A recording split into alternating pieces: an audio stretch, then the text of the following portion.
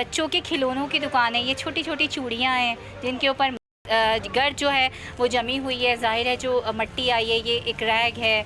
इसके अलावा और यहाँ पर और चीज़ें मुझे बच्चों के खिलौनों की नज़र आ रही हैं। जो दुकान के यहाँ पे मालिक हैं, हम उनसे ज़रा बात करते हैं। बड़े अफसरदा हमें नज़र आ रहे हैं। कितने लोग हैं आपके घर में कि जिनका आपके घर का चूल्हा इस दुकान से जलता है? हमारे घर में तो 7 आदमी है। हमारा भाई है एक, हाँ।